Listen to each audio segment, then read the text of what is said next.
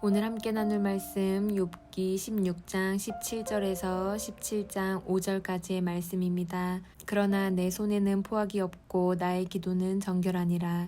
땅아 내 피를 가리지 말라. 나의 부르짖음이 쉴 자리를 잡지 못하게 하라. 지금 나의 증인이 하늘에 계시고 나의 중보자가 높은 데에 계시니라. 나의 친구는 나를 조롱하고 내 눈은 하나님을 향하여 눈물을 흘리니 사람과 하나님 사이에와 인자와 그 이웃 사이에 중재하시기를 원하노니 수년이 지나면 나는 돌아오지 못할 길로 갈 것임이니라. 나의 기운이 쇠하였으며 나의 날이 다하였고 무덤이 나를 위하여 준비되었구나. 나를 조롱하는 자들이 나와 함께 있으므로 내 눈이 그들의 충동함을 항상 보는구나. 청하건대 나에게 담보물을 주소서. 나의 손을 잡아줄 자가 누구리이까. 주께서 그들의 마음을 가리어 깨닫지 못하게 하셨사오니 그들을 높이지 마소서. 보상을 얻으려고 친구를 비난하는 자는 그의 자손들의 눈이 멀게 되리라. 아멘. 우리는 어제 본문 특별히 16장 전반부를 통해서 욥이 친구들 때문에 그리고 하나님 때문에 괴로운 자신의 마음을 한탄하는 장면을 살펴보았습니다. 욥에게 있어 친구들은 아픔과 괴로움을 주는 존재에 불구했고 설상가상으로 하나님은 지금 욥의 원수가 되셔서 욥을 공격하고 두렵게 만드는 존재라고 생각했기 때문에 욥은 친구들을 향해서 그리고 하나님을 향해서 한탄하는 모습을 보여줬습니다. 그러나 그 가운데서도 욥이요 한 가지 끝까지 고수하고 있다라고 주장하는 것이 있었는데 그것은 바로 자신의 정결함이었습니다. 그는 지금까지 하나님이 이렇게 자신을 공격하는 순간, 모든 사람들이 자신을 비방하는 순간에도 결코 악을 행하지 않고 이전처럼 정결하게 살려고 노력했습니다. 그래서 그가 오늘 이렇게 17절처럼 고백할 수 있는 것입니다. 17절에 이렇게 고백하고 있죠. 그러나 내 손에는 포악이 없고 나의 기도는 정결하니라. 그래서 욥은 이런 자신의 정결한 모습을 기억하고 증언해 줄 어떤 증인이 필요하다고 생각을 했습니다. 왜냐하면 주변 사람들과 친구들은 자신이 지금 죄를 짓지 않았음에도 불구하고 욥이 악한 일을 행했기 때문에 그 결과로 재앙을 당하고 있다라고 지금 정죄하고 있는 상황이잖아요. 그래서 이 상황의 억울함을 누군가는 풀어주고 증언해줄 그런 존재가 필요하다라고 생각했습니다. 그래서 오늘 18절에 이렇게 외치고 있습니다. 땅아 내 피를 가리지 말라. 나의 부르짖음이 쉴 자리를 잡지 못하게 하라. 여러분 당시의 사람들은요 누군가가 억울하게 죽어서 땅에 피를 흘리게 되면 하나님이 땅에 흘린 그 피를 보고 그것을 증거로 삼아서 복수해 주신다고 믿고 있었어요. 그래서 흙이 먼지가 그가 흘린 피를 덮게 되는 순간 피가 가려지면 하나님이 혹시나 그 피를 보지 못하시고 증거 삼지 않으시고 보복해 줄 수도 있지 않을까 염려했습니다. 그런 사고를 바탕으로 오늘 욥이 고백하는 거예요. 땅에게 내 피를 가리지 말아라 호소하고 있는 것이죠. 그러니까 이 뜻은 무엇이냐면요. 그러니까 나는 지금 너무 억울한 피를 흘리고 있는 것이야 라고 자신의 무죄를 무결함을 주장하고 있는 것입니다. 그리고 또 이렇게 말하죠. 나의 부르짖음이 쉴 자리를 잡지 못하게 하라. 그러니까 나의 부르짖음이 멈추지 않고 하늘까지 닿게 하라라고 호소하고 있는 거예요. 왜 자신의 부르짖음이 하늘을 향해 올라가야 된다. 간구함과 억울함이 하늘을 향해 올라가야 된다라고 외치고 있냐 하면요. 욥은 지금 하늘에 어떤 천사 같은 존재가 자신의 무죄함을 증명할 수 있다라고 소망했기 때문입니다.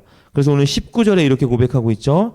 지금 나의 증인이 하늘에 계시고 나의 중보자가 높은 데에 계시니라. 우리가 지금 욥이 당하고 있는 상황을 생각해 보면요. 욥이 왜 이토록 간절하게 자신의 결백함을 증명하고 주장해 줄 그런 중보자 그리고 하나님과 자신 사이를 중재해 줄 그런 중재자를 필요로 하는지를 알 수가 있습니다. 왜냐하면 죄를 짓지 않았는데 지금 자기는 까닭없이 이런 큰 고난을 겪고 있는 것인데 주변의 모든 사람들과 욥의 친구들이 너는 죄를 지었기 때문에 네가 악인이기 때문에 이런 고난을 당하고 있는 것이다라고 지금 정죄하고 조롱하고 있고 또 하나님께 이런 일에 대해서 기도를 하여도 하나님은 응답하지 않으시고 오히려 욥을 지금 공격하고 있다라고 욥이 생각했기 때문에 지금 욥에게는 이런 자신을 이 무죄함을 증명해 줄 만한 중재자가 너무나 필요했던 거예요. 지금 이런 상황 가운데 욥이 할 수 있는 것은요, 하나님을 향해서 눈물 흘리고 간구하는 일밖에 없었기 때문입니다. 오늘 20절 말씀 이렇게 고백하고 있죠. 나의 친구는 나를 조롱하고 내 눈은 하나님을 향하여 눈물을 흘리니. 그러니까 할 수 있는 것이 하나님께 눈물을 흘리는 일밖에 없는데, 그렇다고 하나님이 응답해 주시는 것도 아니고 자신을 향한 공격을 멈추시는 것도 아니에요. 그러니까 지금 욥이 바라는 것은 무엇이냐 하면 나의 이 억울함을 증명해 줄 그런 중재자, 그 존재가 분명히 하늘에 있을 것이다 라고 소망하고 있는 거예요. 21절 말씀 이렇게 기록하고 있죠. 사람과 하나님 사이에와 인자와 그 이웃 사이에 중재하시기를 원하노니라고 간절히 원하고 있는 것이에요. 그런데 이런 소망과 바람을 피력하긴 했지만 욥은 아마도 결국은 하늘에 자신의 이렇게 도와줄, 자신의 억울함을 풀어줄 그런 중재자가, 중보자가 있지 않을 것이다 라고 결론적으로 염려하는 장면을 보여줍니다. 왜냐하면요, 기억하시는지 모르겠지만 멀리 9장으로 돌아가면요, 욥이 동일하게 하나님이 자신을 공격하고 계시는데 하나님 너무 강하시고 위대하시고 지혜로우셔서 내가 지금 너무 억울하다. 그래서 지금 하나님과 나 사이를 중재해줄 그런, 나를 도와줄 그런 중재자가 나 너무나 필요한데, 근데 그런 중재자가 없기 때문에 나는 지금 너무 괴롭다라고 주장하는 장면이 있었습니다. 그게 9장 32절, 33절 말씀이었는데요. 제가 한번 읽어드릴게요. 이런 고백이었습니다. 하나님은 나처럼 사람이 아니신즉 내가 그에게 대답할 수 없으며 함께 들어가 재판을 할 수도 없고 우리 사이에 손을 얹을 판결자도 없구나. 여기서 말하는 판결자는요, 중재자라는 뜻이거든요. 그러니까 이미 9장에서도 하나님 너무 뛰어나고 위대하고 강하시고 지혜로우셔서 내가 너무 괴롭고 억울하다. 왜냐하면 나는 이유 없이 하나님께 공격을 당하고 있는데 내가 이 위대하고 지혜로운 하나님께 나가서 변론에서 이길 수가 없기 때문이다. 그래서 나와 하나님 사이를 중재해 줄 수 있는 그런 사람이 있었으면 좋겠는데 그런 존재가 없기 때문에 내가 더 슬프다라고 고백한 적이 있었거든요. 그 꿈이, 그 소망과 바람이 오늘 더 확증되어서 오늘 본문에 나타난 거예요. 나와 하나님 사이를 중재해 줄 그런 존재, 하늘의 존재를 향하여 내가 소리를 외친다. 그런데 그런 존재가 결국은 없을 것 같다. 그 현실에 그가 소망을 꿈꾸다가 다시 낙심하게 됩니다.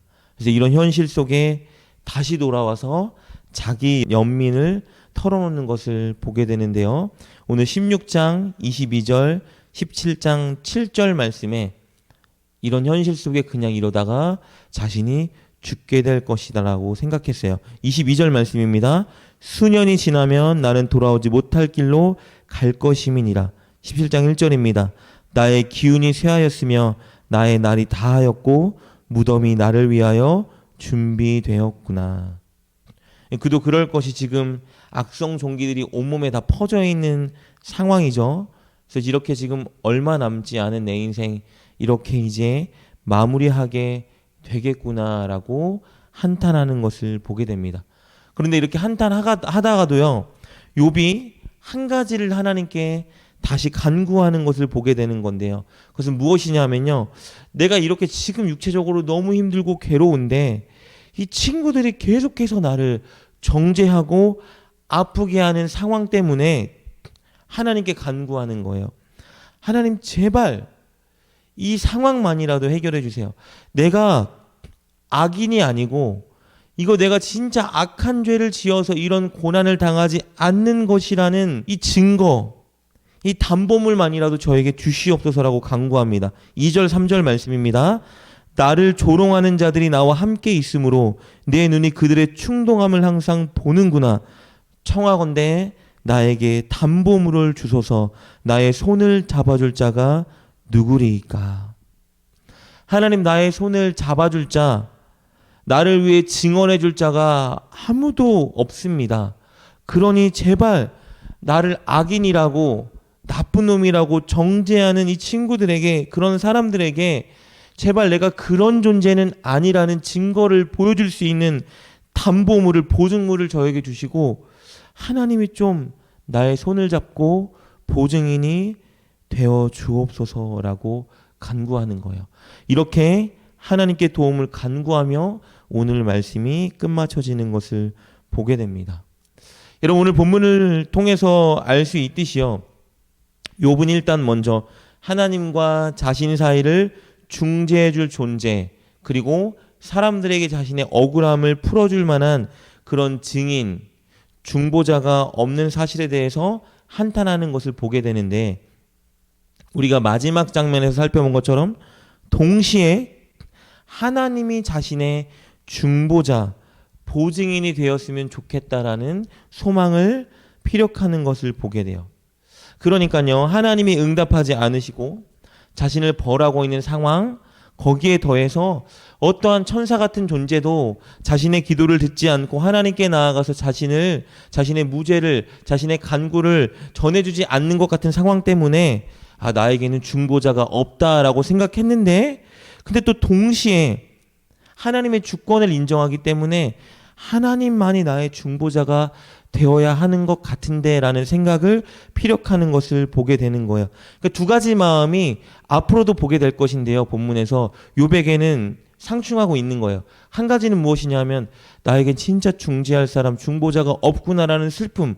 그런데 동시에 또 무엇이냐면 하나님이 그런 중재자가 되어주실 것 같은데, 되어주셔야만 하는데 라는 마음이었어요.